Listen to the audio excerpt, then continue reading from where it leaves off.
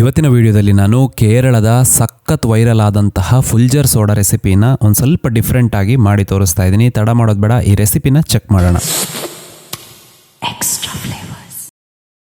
ಈ ಕೇರಳದ ಸ್ಪೆಷಲ್ ಹಾಗೆಯೇ ವೈರಲ್ ಫುಲ್ಜರ್ ಸೋಡಾ ಮಾಡಲಿಕ್ಕೆ ಇಲ್ಲಿ ಸ್ವಲ್ಪ ನಾನು ಪುದೀನ ಎಲೆಗಳನ್ನು ತಗೊಳ್ತಾ ಇದ್ದೀನಿ.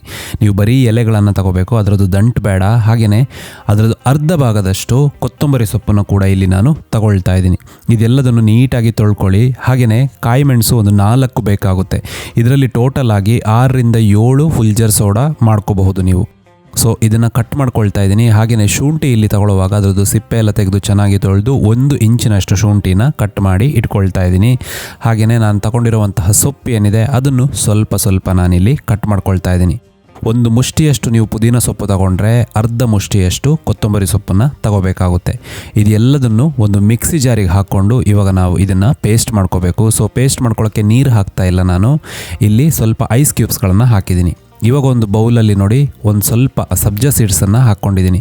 ನಿಮಗೆ ಬೇಕಾದಷ್ಟು ಮಾತ್ರ ಹಾಕ್ಕೊಂಡ್ರೆ ಸಾಕು. ಒಂದು 1/4 ಟೀ ಸ್ಪೂನಷ್ಟು ನಾನು ಬೇರೆ ಜ್ಯೂಸಿಗೆ ಹಾಕೋದಕ್ಕೋಸ್ಕರ ಜಾಸ್ತಿ ತಗೊಂಡಿದ್ದೀನಿ.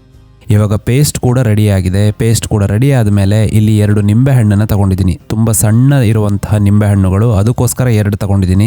ಇಲ್ಲ ಅಂದರೆ 1 ಲೋಟಕ್ಕೆ ಅರ್ಧ ನಿಂಬೆಹಣ್ಣು ಧಾರಾಳವಾಗಿ ಸಾಕಾಗುತ್ತೆ. ಅದರದ್ದು ಬೀಜಗಳನ್ನೆಲ್ಲ ತೆಗೆದಾದ ಒಂದು ಶಾರ್ಟ್ಸ್ ನಾವು ತಗೊಳ್ಳುವಂತಹ ಸ್ಮಾಲ್ ಕಪ್ಸ್ ಏನಿದ್ದಾವೆ ಅದರಲ್ಲಿ ನಾನು ಆ ನಿಂಬೆಹಣ್ಣನ್ನು ಹಿಂಡ್ತಾ ಇದ್ದೀನಿ. 1 ನಿಂಬೆಹಣ್ಣನ್ನು.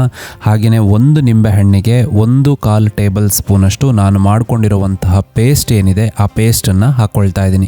ಇದ್ರ ಜೊತೆಗೇನೆ 10 ನಿಮಿಷ ನೆನೆಬಿಟ್ಟಂತಹ ಸಬ್ಜಾ ಸೀಡ್ಸ್, ಅದು ನೋಡಿ ನೀವು ಚೆನ್ನಾಗಿ ಅರಳಿದೆ ಅದು. ಸೊ ಅದನ್ನು ತೆಗೆದು ಅದೇ ಗ್ಲಾಸಿಗೆ ನಾನು ಸೇರಿಸ್ಕೊಳ್ತಾ ಇದ್ದೀನಿ. ಈ ಸಬ್ಜಾ ಸೀಡ್ಸ್ ನಿಮಗೆ ಬೇಕಾದಷ್ಟು ನೀವು ಹಾಕ್ಕೋಬಹುದು, ಆದರೆ 1 ಲೋಟಕ್ಕೆ ನಾನು ಹೇಳಿರೋವಷ್ಟೇ ಸಾಕಾಗುತ್ತೆ. ಹಾಗೆಯೇ ರುಚಿಗೆ ತಕ್ಕಷ್ಟು ಉಪ್ಪು. ಇಲ್ಲಿ ಸಕ್ಕರೆನ ಬಳಕೆ ಮಾಡಬೇಡಿ, ಚೆನ್ನಾಗಿ ಬರೋದಿಲ್ಲ. ಸೊ ಉಪ್ಪು 1/4 ಟೀ ಸ್ಪೂನಷ್ಟು ಹಾಕ್ತಾ ಇದ್ದೀನಿ. ಹಾಗೆಯೇ ಬ್ಲ್ಯಾಕ್ ಸಾಲ್ಟ್ ಸ್ವಲ್ಪ ಹಾಕ್ಕೋಬೇಕು. ಇದ್ರದ್ದು ಫ್ಲೇವರ್ ತುಂಬ ಚೆನ್ನಾಗಿರುತ್ತೆ. ಹಾಗೆಯೇ ಇದ್ರ ಜೊತೆ ಇನ್ನೊಂದು ಸ್ವಲ್ಪ ಆ ಫ್ಲೇವರ್ನ ಎನ್ಹ್ಯಾನ್ಸ್ ಮಾಡೋಕ್ಕೆ ಇಲ್ಲಿ ನಾನು ನೋಡಿ ಸ್ವಲ್ಪ ಚಾಟ್ ಮಸಾಲ ಕೂಡ ಹಾಕಿದ್ದೀನಿ, 1/4 ಟೀ ಸ್ಪೂನಷ್ಟು. ಇದನ್ನು ಹಾಕ್ಕೊಂಡು ಎಲ್ಲದನ್ನು ನೀಟಾಗಿ ನೀವು ಕಂಬೈನ್ ಮಾಡಬೇಕು, ಅದನ್ನು ಮಿಕ್ಸ್ ಮಾಡಬೇಕು. ಉಪ್ಪೆಲ್ಲ ಚೆನ್ನಾಗಿ ಕರಗುತ್ತಲ್ವ, ಆವಾಗ ಅದು ರೆಡಿ ಆಗುತ್ತೆ.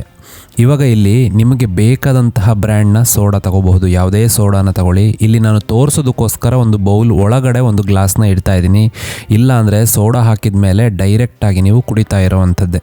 ಸೊ ಇಲ್ಲಿ ನೋಡಿ ಒಂದು 75ರಿಂದ 80% ಅಷ್ಟು ಮಾತ್ರ ಸೋಡಾ ಅದರಲ್ಲಿ ಹಾಕಿ ಅದ್ರ ಒಳಗಡೆ ನಾನು ಇಲ್ಲಿ ನೋಡಿ ಆ ಗ್ಲಾಸ್ನ ಬಿಡ್ತಾ ಇದ್ದೀನಿ.